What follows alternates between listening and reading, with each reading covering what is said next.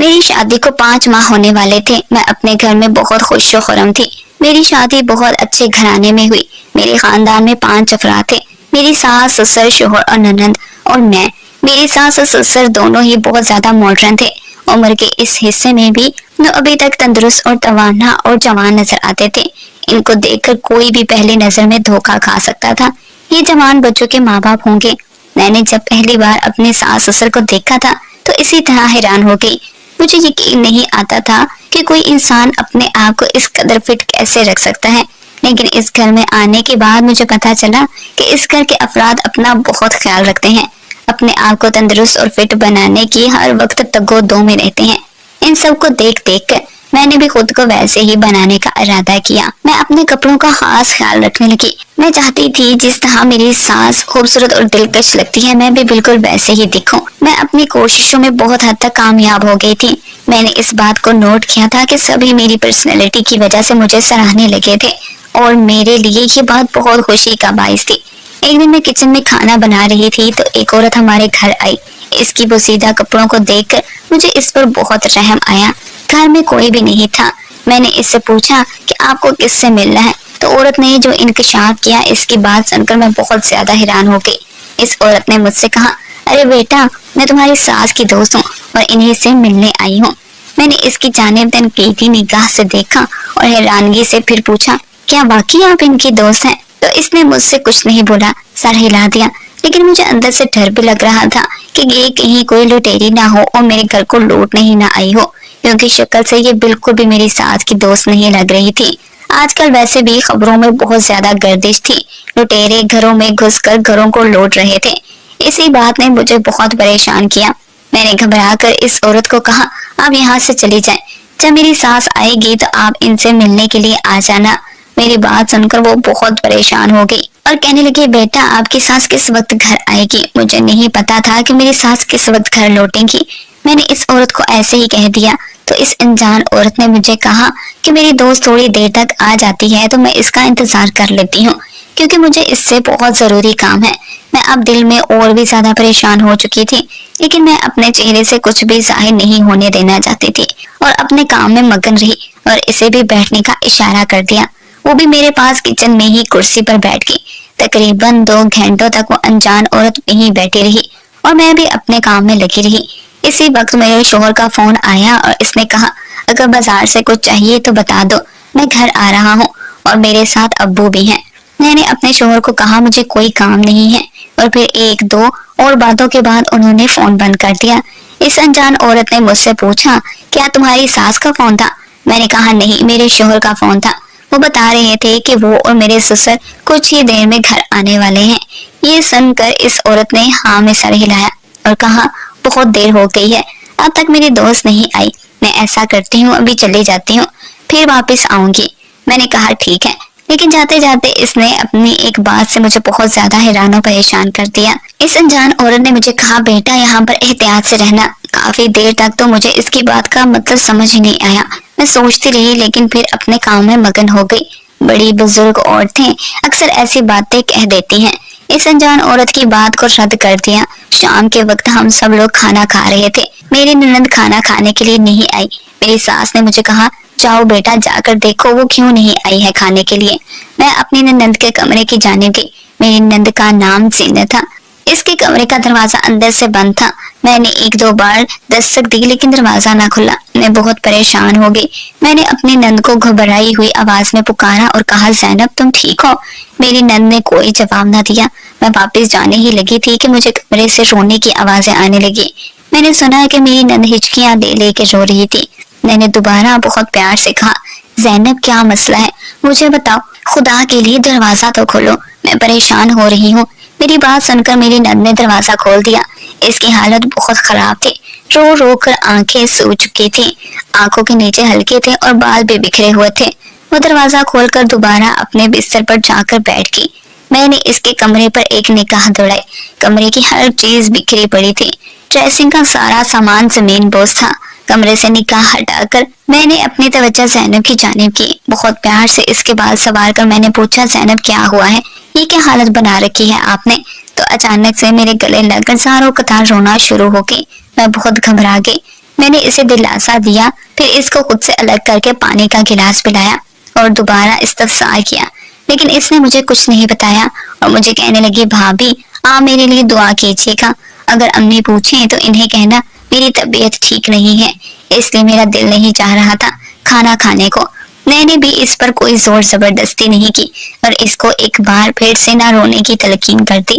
کھانے کی ٹیبل پر آ گئی، میری ساس نے مجھ سے پوچھا تو میں نے انہیں تسلی دلا دی، زینب کی طبیعت ٹھیک نہیں ہے، وہ آرام کر رہی ہے۔ اگلی صبح میرے والدین میرے گھر آئے ہوئے تھے، میں سب کچھ بھول بھال کر ان کی خدمت میں لگ گئی۔ زینب بھی ان سے آ کر ملی تھی۔ میرے والدین شام تک میرے پاس رہے، اس کے بعد واپس چلے گئے۔ ان کے جانے کے بعد میں بہت اداس ہو گئی۔ اس دوران میں مکمل طور پر اپنی نند کو بھول چکی تھی کہ مجھے اس سے پوچھنا تھا کہ وہ رو کیوں رہی تھی۔ شام کے وقت میں بہت زیادہ تھک گئی تھی تو اگلی صبح میں نے اپنی نند سے بات کرنے کا سوچا اور پھر اپنے کمرے میں چلی گئی۔ آرام کرنے، کھانا بنانے کی فکر نہیں تھی مجھے، کیونکہ میں نے پہلے ہی بنا کر رکھ دیا تھا۔ اگلی صبح بہت اجلی سی تھی، میں نے ناشتہ بنا کر رکھا اور اپنی نند کے کمرے میں گئی اسے جگانے کے لیے، کیونکہ صبح کے وقت کالج جلدی جاتی تھی۔ میں اس کے کمرے میں گئی تو وہ اپنا سر تھام کر صوفے پر بیٹھی تھی۔ میں نے آگے بڑھ کر اس سے پوچھا تمہاری طبیعت ٹھیک ہے نا؟ تو اس نے مجھے کہا بہت ہی زیادہ چکر آ رہے ہیں۔ میں نے اسے ڈانٹا اور کہا جب کچھ کھاؤ گی نہیں تو چکر ہی آئیں گے نا، لیکن وہ بہت زیادہ پریشان تھی اور اس نے میری کسی بھی بات کا جواب نہیں دیا۔ میں نے اسے ناشتے کے لیے کہا اور واپس آ گئی۔ شام کے وقت میرا شوہر ہم سب گھر والوں کے لیے گفٹ لے کر آیا۔ یہ اس کی عادت تھی کہ مہینے بعد سب کے لیے کچھ نہ کچھ لے کر ضرور آتا تھا۔ میرے لیے کپڑے لے کر آیا تھا، میں تو بہت خوش ہوئی اور میری نند نے اس سوٹ کو اٹھا کر جو بات کہی ہم سب کی توجہ اس کی جانب چلی گئی اور سب اسے حیرانگی سے دیکھنے لگے۔ سوٹ پر ہاتھ پھینک کر میری نند نے کہا بھائی بہت شکریہ میرا پسندیدہ کالے رنگ کا سوٹ لانے کے لیے۔ ہم سب حیرانگی سے منہ کھولے اسے دیکھ رہے تھے۔ گلابی رنگ کے سوٹ کو وہ کالے رنگ کا سوٹ کیوں کہہ رہی ہے؟ میرے شوہر نے سب سے پہلے سوال کیا اور کہا یہ کالے رنگ کا سوٹ نہیں گلابی ہے، لیکن میری نند نے ہماری طرف دیکھا اور کہا آپ سب لوگ یہ کیا کہہ رہے ہیں، یہ سوٹ کالے رنگ کا ہے اور مجھے بہت پسند ہے۔ یہ کہہ کر وہ اپنا گفٹ اٹھا کر اپنے کمرے میں چلی گئی اور میری ساس نے کہا مجھے لگتا ہے آج زینب ہم سے مذاق کے موڈ میں ہے، اس لیے ایسے کہہ رہی ہے۔ سب کے چہروں پر مسکراہٹ آ گئی، لیکن میں پوری توجہ سے زینب کی جانب دیکھ رہی تھی، وہ مذاق کے موڈ میں بالکل بھی نہیں تھی۔ اگلے دن اس کی دو دوستیں ہمارے گھر آ گئی۔ میں کھانے پینے کا سامان کچن سے لے کر جب کمرے میں داخل ہونے لگی تو اندر سے آتی آواز نے میرے قدم وہیں جکڑ لیے، یعنی کہ ایک دوست اس سے پوچھ رہی تھی زینب تم 2 دن سے کالج کیوں نہیں آ رہی ہو؟ اور اس کے دوست کی یہ بات سن کر میرے سر پر تو ساتوں آسمان آ گئے، کیونکہ زینب 2 دنوں سے ہی گھر سے تیار ہو کر کالج کے لیے جاتی تھی۔ دوسری دوست نے کہا کہ کل میرے ابو نے تمہیں ہسپتال کے باہر دیکھا تھا، وہ مجھ سے پوچھ رہے تھے کہ تمہاری طبیعت تو ٹھیک ہے نا؟ دوسری دوست کی باتوں سے تو میرے کان سنسنا اٹھے تھے، یہ کیا انکشافات ہو رہے تھے؟ آج زینب نے انہیں جواب دیا کہ وہ 2 دن سے بیمار تھی اس لیے کالج نہیں آ سکتی، 1-2 دن تک ضرور آئے گی۔ اور میں ان کی باتیں سننے کے بعد کمرے میں داخل ہوئی۔ مجھے دیکھ کر ایک پل کے لیے زینب گھبرا گئی، لیکن میں کھانے پینے کی اشیاء باہر رکھ کر واپس آ گئی اور اس طرح محسوس کروایا جیسے میں نے کچھ سنا ہی نہ ہو۔ سوچ سوچ کر میری دماغ کی نسیں پھٹنے لگی تھی۔ 2 دن سے زینب کہاں جا رہی تھی؟ جب میرا رشتہ طے ہوا تھا تو ہمارے گھر والوں کو زینب بہت پسند آئی تھی۔ میرے بھائی کے لیے ہم لوگوں نے بھی زینب کا ہاتھ مانگ لیا۔ میرے سسرال والوں کو کوئی اعتراض نہ تھا اور زینب سے بھی رضامندی پوچھی تو اس نے بھی سر جھکا کر یہی جواب دیا تھا جو ایک سعادت مند بیٹی دیتی ہے۔ زینب نے کہا تھا میں اپنے ماں باپ کی رضا میں راضی ہوں، وہ میرے لیے جو بھی فیصلہ کر لیں گے مجھے منظور ہوگا۔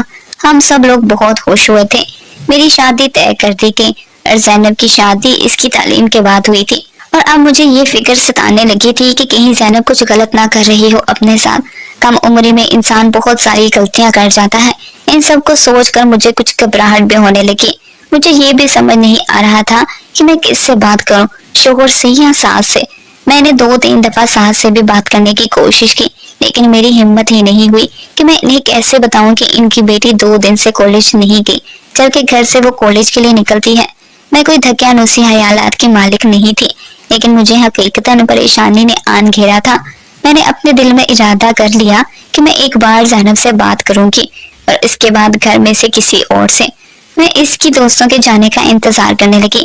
کچھ دیر کے بعد میرے شوہر گھر آ گئے اور میں ان کے کاموں میں لگ گئی۔ مجھے وقت ہی نہ ملا زینب سے بات کرنے کا، کیونکہ پورے گھر کی ذمہ داری میرے کاندھوں پر تھی۔ اگلے دن زینب تیار ہو کر کالج چلی گئی، ناشتے کے بغیر ہی۔ میں کچن میں ناشتہ بنا رہی تھی، میرے باہر نکلنے سے پہلے ہی وہ جا چکی تھی۔ دن کے 3 بج چکے تھے، ابھی تک زینب کالج سے نہیں لوٹی تھی۔ اب تو میری ساس اور سسر دونوں ہی بہت پریشان ہو رہے تھے۔ میرے شوہر کو فون کر کے کہا کہ زینب کے کالج سے اس کا پتہ کرے، زینب ابھی تک گھر کیوں نہیں آئی۔ 1 گھنٹے کے بعد ہمارے دروازے پر بیل ہوئی۔ میں نے جلدی سے اٹھ کر دیکھا تو میرے شوہر پریشان اور خستہ حالی کے ساتھ سر جھکائے اندر داخل ہوئے۔ میں نے اس سے پوچھا زینب کہاں ہے؟ نہیں ہے، میرے شوہر نے ہم سب کو 2 لفظی جواب دیا، اور اس کا جواب سن کر ہم سب حیران ہو کر رہ گئے کہ آج یہ کیا کہہ رہا ہے۔ میری ساس نے لاؤنج کے صوفے سے اٹھ کر دوبارہ سے میرے والا سوال دہرایا تو میرے شوہر کے جواب نے ہم سب کے قدموں تلے زمین نکال دی تھی۔ نہیں ہے، نہیں ہے، کالج میں وہ پچھلے 3 دن سے کالج نہیں جا رہی، اور نہ ہی آج کالج گئی ہے۔ بھاگ گئی ہے وہ اپنے کسی عاشق کے ساتھ، سنا ہے آپ سب لوگوں نے، منہ کالا کر کے چلی گئی ہے۔ وہ اتنا کہنے کے بعد زمین پر بیٹھ گیا اور زاروں قطار رونے لگا۔ میرے شوہر کی حالت بہت قابل رحم تھی۔ میری ساس نے جب یہ سنا تو فوراً ہی بے ہوش ہو گئی۔ ہم سب کو اپنا دکھ بھول گیا اور ہم سب میری ساس کی جانب بھاگ گئے۔ ہوش میں آنے کے بعد وہ بال پیلے مچا کر رونے لگی، کبھی بہن کرنے لگتی۔ گھر میں ایک قیامت آ گزری تھی۔ بہت مشکل سے سنبھالا تھا میں نے اپنے گھر والوں کو۔ اب 2-3 دن صدیوں سے بھی لمبے ہو گئے اور راتیں تو پریشانی کے باعث کٹتی ہی نہیں تھی۔ پورے گھر کا ماحول سوگوار تھا۔ میری ساس سسر کچھ ہی دنوں میں صدیوں کے بوڑھے لگنے لگے تھے۔ جلدی یہ بات محلے میں بھی پھیل گئی۔ اب تو محلے کے لوگوں نے بھی جینا حرام کر رکھا تھا۔ میرے شوہر اور سسر نے تو باہر نکلنا ہی چھوڑ دیا تھا، اور پھر کچھ دنوں تک ہم نے وہ جگہ بدل لی اور نئے شہر میں آ گئے۔ لیکن میرے سسر اور شوہر نے اب تک زینب کی تلاش میں لگے ہوئے تھے۔ میرے گھر والوں کو بھی پتہ چل چکا تھا کہ زینب گھر سے بھاگ گئی ہے۔ وہ لوگ بھی اچانک یہ بات سن کر صدمے میں ہی آ گئے۔ میرے بھائی نے مجھے کہا کہ تمہیں اب اس گھر میں رہنے کی کوئی ضرورت نہیں، پتہ ہوتا کہ یہ ایسے لوگ ہیں تو ہم کبھی تمہارا رشتہ نہ کرتے اور نہ ہی ان سے کوئی رشتہ جوڑتے۔ میں نے اپنے بھائی کو بہت مشکلوں سے سمجھایا تھا، بھائی میں اپنا گھر حرام نہیں کرنا چاہتی۔ ایک دن میں نے اپنی ساس اور شوہر کو بتا دیا کہ میں جانتی تھی کہ 2-3 دن سے زینب کالج نہیں جا رہی، اور یہ میں نے اس کی دوستوں سے سنا تھا۔ میری باتوں کو سن کر میری ساس تو خاموش ہو گئی، البتہ میرے شوہر نے مجھ پر بے انتہا غصہ کیا اور مجھ سے شدید خائف ہو گئے۔ میں نے اپنے شوہر سے معافی مانگی کہ میں بالکل نہیں جانتی تھی زینب ایسا کچھ کرے گی۔ گھر میں بہت بدمزگی پھیل چکی تھی، ایک پل کا بھی سکون نہیں تھا، لیکن اب آہستہ آہستہ ہر چیز اپنے معمول پر آ رہی تھی۔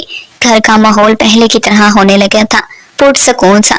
اب میری ساس ہر وقت پوتے پوتیوں کی رٹ لگائے رکھتی تھی۔ میں نے انہیں کئی بار کہا جب خدا کی رضا ہوگی تو وہ آ جائیں گے، لیکن میری ساس اب میری کوئی بات ہی نہیں سنتی تھی۔ میں ایک بار پھر سے بہت پریشان رہنے لگی۔ ایک دن میری ساس میرے پاس آئی اور کہنے لگی، سال ہونے والا ہے تمہاری شادی کو، ابھی تک تمہارے ہاں کوئی خوشخبری کی امید نہیں، تمہیں ڈاکٹر کے پاس جانا چاہیے۔ اور پھر وہ مجھے لے کر ڈاکٹر کے پاس جانے لگی۔ 1 مہینے تک جب ڈاکٹروں کے ہاں چکر لگا لگا کر تھک گئی، کہنے لگی محلے کی ایک عورت نے مجھے بتایا ہے کہ یہاں قریب ہی ایک عامل بابا ہے، جو بھی اس کے پاس جاتا ہے خدا اس کو بیٹا دیتا ہے۔ مجھے تو ویسے بھی ان عامل باباؤں سے بہت خوف آتا تھا۔ میں نے 1-2 بار انکار بھی کرنا چاہا، لیکن میری کون سنتا تھا۔ وہ مجھے لے کر عامل بابا کے پاس جانے لگی۔ 2-3 بار تو عامل بابا نے مجھے تعویذ وغیرہ دیے، استعمال کا طریقہ وغیرہ بتایا، لیکن پھر آخر میں مکمل طور پر بھول گئی کہ انہیں کیسے استعمال کرنا ہے۔ میں نے اپنی ساس سے چھپا کر وہ تعویذ صاف پانی میں بہا دیے، کیونکہ میں نے سنا تھا کہ تعویذ وغیرہ پر قرآن کی آیت لکھی ہوتی ہے، اسے نہیں پھینکتے۔ میں نہیں چاہتی تھی کہ مجھے کوئی گناہ ملے۔ اس کے بعد میری ساس نے پوتے پوتیوں کی رٹ لگانا بند کر دی۔ میں بہت حیران ہوئی کہ اب یہ اس قدر خاموش کیوں ہے، لیکن میں نے اس میں ہی اپنی بہتری سمجھی اور خاموش ہو گئی۔ اب میری ساس ہر ہفتے میں کئی بار جاتی تھی، مجھے نہیں پتا تھا وہ کہاں جاتی ہے۔ میں نے 1-2 بار پوچھا تو کہتی کچھ کام سے گئی تھی۔ میں شام کے وقت کچن سے کام کاج کر کے فارغ ہو کر اپنے کمرے میں جانے لگی۔ میں نے دیکھا کہ میری ساس مکمل تیار شیار ہو کر بیٹھی ہے۔ سوچنے لگی کہ وہ کہاں جا رہی ہوں گی۔ میں نے پوچھنا مناسب نہیں سمجھا اور اپنے کمرے میں آ گئی۔ اگلے دن پھر میں نے وہی دیکھا کہ وہ تیار شیار ہو کر بیٹھی ہیں۔ آج میں ان کے کمرے میں آ گئی اور میں نے ان سے پوچھ لیا، ماں جی آپ کہیں جا رہی ہیں؟ تو کہنے لگی نہیں میں سونے جا رہی ہوں، میرے پاس اب روز رات کو بند سفر کر بیٹھ جاتی ہیں، اور جب میں پوچھتی کہ آپ کہاں جا رہی ہیں تو کہتی کہ میں سونے جا رہی ہوں۔ میں بہت حیران ہوتی کہ یہ تیار ہو کر کیوں سوتی ہیں۔ میں تو اب اپنے تجسس کے ہاتھوں مجبور ہوتی چلی جا رہی تھی۔ ایک دن میں نے اپنے دل میں سوچا کہ کسی نہ کسی طرح پتہ لگانا چاہیے کہ آخر یہ رات کو تیار ہو کر سونے کا کیا ماجرا ہے۔ اور پھر ایک دن میں ساس کے کمرے میں ہی چھپ گئی۔ ساس تیار ہو کر کمرے میں آئی اور دروازہ بند کیا تو میں نے دیکھا میری ساس نے اپنی الماری میں سے میرا پرانا دوپٹہ نکال کر بیڈ پر رکھا، اور پھر میری نند کا سوٹ بھی نکال کر رکھ لیا، اور پھر وہ ان کپڑوں کو اٹھا کر واش روم میں چلی گئی۔ میں حیران پریشان رہ گئی کہ آخر یہ کیا ہو رہا ہے۔ واش روم سے جب باہر نکلی تو میری ساس نے میری نند زینب کا سوٹ پہنا ہوا تھا اور میرا دوپٹہ اوڑھ رکھا تھا، اور اس کے بعد میری ساس نے فرش پر ایک کپڑا بچھایا اور اس پر دو زان ہو کر بیٹھ گئی، اور پھر کچھ پڑھنے میں مگن ہو گئی۔ کچھ پڑھتی اور پھر ایک پانی کے گلاس میں آ کر پھونک ماری، اور اس پانی کے گلاس کو آ کر کمرے میں بھی تھوڑا سا چھڑکا، اور پھر کمرے سے باہر چلی گئی۔ میں بھی آہستہ سے کمرے سے باہر آ گئی۔ میں نے دیکھا کہ وہ اس پانی کو تھوڑا تھوڑا پورے گھر میں چھڑک رہی ہیں۔ میں یہ سب دیکھ کر دھنگ رہ گئی کہ آخر یہ کیا کر رہی ہیں، اور انہوں نے میرا دوپٹہ اور میری نند کا سوٹ کیوں پہنا ہوا ہے۔ میری ساس دبلی پتلی تھی، آرام سے میری نند کا سوٹ پہن سکتی تھی، لیکن اب یہ سوال تھا کہ تیار ہو کر اس کا سوٹ اور میرا دوپٹہ اوڑھ کر اور گھر میں پانی چھڑک کر جانے یہ سب کس لیے تھا اور کیوں۔ اب مجھے ان سب کا پتہ کسی نہ کسی طرح لگانا تھا۔ میں نے اس بارے میں اپنے شوہر سے بات نہیں کی، پہلے میں خود پتہ لگانا چاہتی تھی۔ 2-4 دن اسی طرح گزر گئے۔ ایک دن میں بازار گئی تو وہاں میں نے اسے انجان عورت کو شاپنگ مال میں دیکھا۔ وہ تو بالکل بدل گئی تھی، خوبصورت لباس زیب تن کیے، اس کے تو رنگ ڈھنگ ہی بن گئے تھے۔ میں نے اس کا پیچھا کیا، وہ شاپنگ کرنے کے بعد بڑی سی گاڑی میں بیٹھ کر کہیں جانے لگی۔ میں بھی چپ چاپ اس کے پیچھے پیچھے ٹیکسی لے کر چلے گی۔ وہ ایک خوبصورت گھر کے سامنے جا کر اتری۔ میں حیران رہ گئی کہ کس طرح یہ جب میرے گھر آئی تھی تو اجڑے ہوئے خلیے میں تھی۔ میں اس کے پیچھے اس کے گھر چلی گئی۔ وہ اپنے لاؤنج میں جا کر بیٹھ گئی۔ ایک نوجوان لڑکا کمرے سے نکل کر اس عورت کے پاس آ کر بیٹھ گیا۔ اس نوجوان لڑکے نے اس انجان عورت کو اپنی ماں کہہ کر بلایا تھا، اور پھر اس سے کہا کہ سب کچھ دوبارہ حاصل کرنے کے لیے مجھے بہت خوشی ہو رہی ہے اماں۔ تو وہ عورت ہنسنے لگی۔ میں پلر کے پیچھے ابھی تک چھپی ہوئی تھی، اور پھر ان کی باتیں سن کر میرے اوپر 7 آسمان گرے۔ ان دونوں ماں بیٹوں کی گفتگو کچھ اس طرح سے تھی کہ میری ساس سسر نے ان کو بزنس میں دوستی کی آڑ میں دھوکہ دیا تھا۔ اس دھوکے کا بدلہ لینے کے لیے انہوں نے میری نند کا استعمال کیا۔ یہ لڑکا 2 دن سے زینب کو کالج جانے سے روکتا رہا اور اسے کہا کہ وہ گھر سے اس کے ساتھ بھاگ جائے۔ جب زینب نے اس کی بات نہیں مانی تو اس لڑکے نے اور اس کی ماں نے اسے زبردستی وہ دوا دینا شروع کر دی، جس سے زینب کو چکر آنا شروع ہو جاتا تھا۔ اس دوا نے اس پر اثر دکھایا اور زینب اسی لیے اسپتال میں گئی تھی، اور پھر کچھ دنوں کے بعد ان دونوں نے مل کر زینب کو مار ڈالا، کیونکہ اب زینب اپنے گھر والوں کو سب بتانے والی تھی اور اس کی لاش سنسار کر دی۔ اور یہ عورت میرے گھر بھی میری ساس سے دوبارہ دوستی کرنے آئی تھی۔ اس کا نام خالدہ تھا، اور پھر خالدہ نے زینب کو مارنے کے بعد میری ساس کے ساتھ دوبارہ دوستی کر لی اور اسے پیر بابے کے پاس لے جانا شروع کر دیا۔ پیر بابے نے میری ساس کو کہا کہ وہ اپنا سب کچھ لوٹا دے، پھر ہی اس کی بیٹی واپس آئے گی اور اس کی بہو پوتا جنے گی۔ اور میری ساس و عمل بھی اس پیر بابے کے کہنے پر کرتی تھی، اور بابے کے کہنے پر میری ساس نے وہ پراپرٹی دے دی۔ خالدہ اور وہ پیر بابا ایک ساتھ ملے ہوئے تھے اور انہوں نے ساری جائیداد ہتھیا لی تھی۔ میں چپکے سے اس کے گھر سے نکل آئی۔ یہ شکر تھا کہ میں نے ان کی باتیں اپنے موبائل میں ریکارڈ کر لی تھی۔ گھر جا کر میں نے اپنی ساس سسر اور شوہر کو ساری سچائی بتائی، اور خالدہ اس کے بیٹے کو پولیس پکڑ کر لے گئی، کیونکہ سارے ثبوت ہم دے چکے تھے۔ میری ساس سسر کا کیا دھوکہ ان کی زندگی برباد کر گیا۔ ان کی جوان بیٹی ان سے بچھڑ گئی ہمیشہ کے لیے۔ میری ساس ذہنی مریضہ بن گئی۔